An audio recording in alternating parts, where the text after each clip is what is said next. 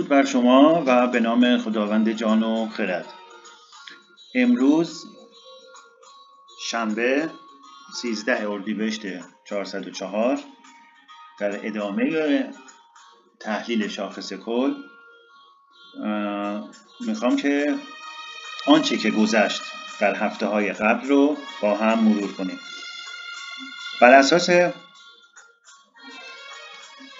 خطوط و زوایای گند و همچنین خط روندی که داشتیم هفته پیش 10 روز پیش که تحلیل شد، گفتیم که محدوده سقفی که تو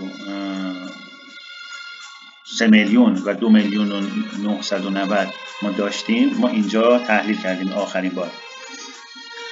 مقاومت بعدی بر اساس خطوط و زوایای گند رو زاویه 1/4 گند یا محدوده 3 میلیون و 200 یا 3 میلیون و 190 گفتیم.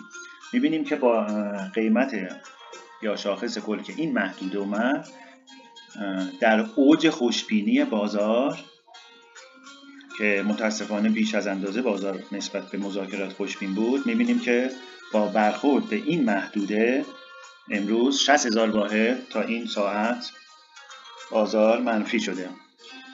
بنابراین به نظر من اون خوشبینی که در بین فعالین بازار وجود داره کاذب هست و بازار میتونه وارد اصلاح زمانی بشود و یا محدوده زاویه 1/3 گند رو لمس کنه یا محدوده 3 میلیون و 50 تا 3 میلیون و 30,000. در ادامه با ما همراه باشید و خوشحال میشم که کانال ما رو به دوستانتون معرفی کنید و سابسکرایب کنید. بدرود.